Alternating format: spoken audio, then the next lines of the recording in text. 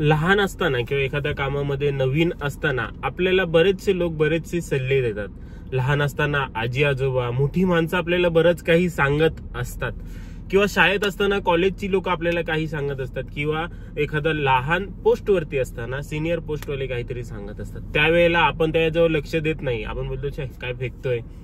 परंतु कालांतराने जसा टाइम जातो आणि आपण देखील त्या पोझिशनवर येतो तेव्हा कळतं, त्या सिच्युएशन मध्ये येतो तेव्हा कळतं की हा, ह्या व्यक्तीने जे मला त्या काळात सांगितलेलं होतं ते अगदी बरोबर आहे. त्यामुळे मित्रांनो, मोठ्यांनी दिलेले सल्ले किंवा एका एक्सपिरियन्स माणसाने दिलेला सल्ला कधीच वाया जात नाही आणि त्याजवळ आपण काळजीपूर्वक लक्ष देणं खूप जास्त गरजेचं आहे. तर मित्रांनो, असेच काही सल्ले मला मोठ्या ड्रायव्हर्सनी, जुन्या ड्रायव्हर्सनी जेव्हा मी ड्रायव्हिंग शिकत होतो त्यावेळेला दिलेले होते. असं नाही मी ते इग्नोर केलं, परंतु आता पुढे जाऊन कळतंय, जेव्हा डेली आपण ड्रायव्हिंग करतो तेव्हा कळतंय की ते किती फायद्याचे आहेत. हा, काही असतील, काही त्या काळाशी रिलेटेड असतील, त्यामुळे काही फायद्याचे ठरत नाहीत, परंतु काही जे आहेत ते फायद्याचे नक्कीच ठरत आहेत.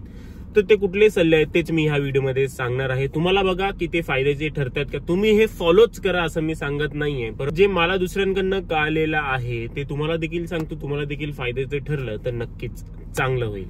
तर मित्रांनो, सल्ला नंबर 1 आहे तो आहे की स्पीड लिमिट मध्ये चालण्यापेक्षा ट्रॅफिकची जी लिमिट आहे त्यामध्ये चाला. जसं की रोडवरती मार्किंग दिलेली असते, ती मार्किंग काय सध्या यायला लागलेली आहे रोडवरती की 40 किलोमीटर इकडची, 40 किलोमीटर पर आवरची इथे स्पीड लिमिट आहे, 80 किलोमीटर पर आवरची इथे स्पीड लिमिट आहे.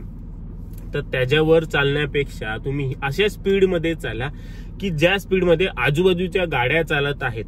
तुम्ही जास्त स्लो चालताय तर तुम्ही सेफ आहात असं अजिबात नाही, पूर्णपणे चुकीचं आहे. किंवा तुम्ही सगळ्यांपेक्षा वेगात चालताय म्हणजे तुम्ही सेफ आहात असं देखील अजिबात नाही. ज्या स्पीड मध्ये ट्रॅफिक चाललेलं आहे त्या स्पीड मध्ये आपल्याला चालायचं आहे. खूप स्लो चाललात, आजूबाजूने खूप जास्त गाड्या जातील, खूप जास्त गाड्यांना आपल्याला तोंड द्यावं लागेल. खूप वेगात चाललात, खूप गाड्यांच्या मधून आपल्याला जावं लागेल. त्यामुळे ज्या स्पीडमध्ये ट्रॅफिक चालते आहे त्या स्पीडमध्ये राहण्याचा प्रयत्न करा. आणि मित्रांनो, सल्ला नंबर 2 आहे, रोडवरील बाकी ड्रायव्हर्सला सतवणे अवॉइड करा. म्हणजे आपण बाकी ड्रायव्हर्सला जे ते सतवायचं नाहीये, त्यांना इरिटेट करायचं नाहीये. सतत हॉर्न वाजवून, सतत हाय बीम लाईट देऊन जे आहे ते आपल्याला त्यांना सतवायचं नाही, किंवा खूप जास्त जवळून फॉलो करून. किंवा बहुतेक लोकांना सवय असते सतत हॉर्न वाजवणार, सतत हाय बीम लाईट देणार, खूप जवळ चालणार, रेसिंग लावणार. हे खूप जास्त चुकीचं आहे. तुम्ही दुसऱ्यांच्या जीवाशी देखील खेळत आहात. त्यामुळे हे करणं अवॉइड करा. त्याला देखील आरामात चालू द्या त्याच्या ह्याच्यामध्ये, आणि तुम्ही देखील जर तो जागा नाही देते तुम्ही तुमची जागा बनवा आणि ओव्हरटेक करा. दुसऱ्याला सतवणे कमी करा. आणि मित्रांनो, सल्ला नंबर 3 आहे, फक्त आणि फक्त आपल्याला सरळ रस्त्यावरतीच ओव्हरटेक करायचं आहे. हा जर रूल तुम्ही फॉलो कराल, ही जर डिसिप्लिन तुम्ही फॉलो कराल तर अपघात होण्याचे चान्सेस एकदम ना असतील, एकदम काहीच नसणार. वळणावरती, हिल वरती, डाऊन हिल वरती किंवा जॉईनिंग वरती एखाद्या गाडीला ओव्हरटेक करणं पूर्णपणे अवॉइड करा. फक्त आणि फक्त सरळ रस्ता, त्याच रस्त्यावरती आपल्याला दिसतं की समोरची गाडी किती दूर आहे, ती कशी येत आहे. वळणावरती वगैरे ते करणं अवॉइड करा. आणि मित्रांनो, पुढील सल्ला आहे, तुमच्या गाडीला समजून घ्या की ती नक्की कशी ड्राईव्ह होते, कुठल्या सिच्युएशनला कशी हँडल होते, किती याच्यावरती कसा ब्रेक लागतो, कुठल्या ह्याच्यावरती कसं आहे, कुठल्या खड्ड्यात किती जाऊ शकते, किती बहुतेक साऱ्या गोष्टी येतात.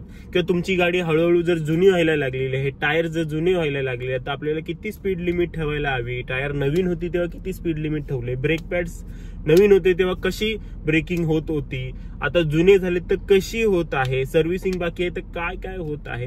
या सगळ्या गोष्टी ज्या आहेत त्या ऑब्झर्व करायच्या आणि त्या हिशोबाने आपल्याला ड्रायव्हिंग करायची आहे. आता जसे की माझ्या गाडीला 6 वर्ष लगभग होत आलेले आहेत, माझे टायर देखील त्याच वयाचे आहेत, 6 वर्षच झाले. त्यामुळे मी माझी गाडी 80च्या वर अजिबात चालवत नाही. जिथे लिमिट देखील 80च्या वरती आहे, 100 वगैरेची आहे, परंतु तिकडे मी 80-90 ह्यामध्येच चालवतो. कारण की माझे टायर आता जुने झालेले आहेत, रबर हार्ड झालेला आहे, ग्रिप बरोबर पकडणार नाही, सडन टायर वगैरे फुटू शकतो. ह्या गोष्टीची काळजी तुम्ही घ्या. तुमच्या गाडीमध्ये जे काही प्रॉब्लेम आहे, समजा हेडलाईट नाही चालत आहे तर त्या हिशोबाने बघा की आपल्याला लवकरात लवकर उजेडातच निघायला पाहिजे वगैरे, किंवा रात्रीची ड्रायव्हिंग अवॉइड करायची वगैरे. तर अशा काही आपल्याला करायचं आहे. आणि मित्रांनो, आजच्या व्हिडिओमध्ये लास्ट सल्ला आहे की नाईट ड्रायव्हिंग अवॉइड करा. मला बरेचसे लोकांनी सांगितलं आहे तुला जमेल तेवढं तू नाईट ड्रायव्हिंग जे आहे ती अवॉइड कर. जास्त उजेडामध्ये ड्रायव्हिंग करणं प्रिफर करा आणि मी तसंच करतो. जर कधी इमर्जन्सी असेल त्यावेळेलाच जातो, परंतु जर ऍडजस्ट करता येत असेल तर सकाळची ड्रायव्हिंग करणं मी प्रिफर करतो. नाईट ड्रायव्हिंगच्या बी बऱ्याच साऱ्या विचित्र गोष्टी होत असतात. विजिबिलिटी बरोबर नसते किंवा त्यासोबतच रोडवरती टेम्पोज खूप जास्त असतात, खड्डा वगैरे काही ते दिसत नाही. रोडवरती जास्त ऍक्सिडेंट हे नाईटच्या वेळेलाच होत असतात. त्यामुळे मी नाईट ड्रायव्हिंग जी आहे ती मोस्टली अवॉइड करतो. परत दिवसभराचे आपण ऑफिसनी आलेलो असतो, दमलेला असतो, झोप पूर्ण नसते, त्याच्यामुळे बऱ्याच साऱ्या गोष्टी येतात, खूप साऱ्या. सोबत जर लेडीज असेल तर अशा वेळेला तर आपण करूच नाही नाईट ड्रायव्हिंग. तर मित्रांनो हेच काही सल्ले होते जे मला मिळालेले होते आणि ते मी तुमच्यापर्यंत पोहोचवण्याचा प्रयत्न केला. व्हिडिओ आवडलेला असेल लाईक करा आणि तुमच्याजवळ देखील काही सल्ले असतील तर खाली कमेंट करून नक्की सांगा. तेच आपल्या चॅनलवर येणाऱ्या प्रत्येक माणसाला त्याच्यापासून मदत होईल, आपल्या प्रत्येक फॅमिली मेंबर्सला त्याच्यापासून नक्कीच मदत होईल. आणि मित्रांनो खाली कमेंट करून नक्की सांगा तुमचा अनुभव, तुमचे सल्ले काही असतील, तुम्हाला मिळालेले अनुभव असतील, कदाचित ते दुसऱ्यासोबत घडलेलं नाहीये परंतु घडू नये म्हणून आपण काय काळजी घ्यावी हे खाली कमेंट करून नक्कीच सांगा. तर मित्रांनो व्हिडिओ आवडलेला असेल लाईक नक्की करा, त्याने मला मोटिवेशन मिळतं. आणि सबस्क्राईब करा, तुम्ही सबस्क्राईब करत नाही आहात. बाकी भेटूया पुढच्या व्हिडिओमध्ये. नेहमीप्रमाणे सांगत राहा, नेहमी ड्रायव्हिंग करत असताना अलर्ट राहा, नेहमी ड्रायव्हिंग करत असताना ट्रॅफिक रूल्स फॉलो करा आणि नेहमी ड्रायव्हिंग करत असताना तुमच्या मोबाईल पासून दूर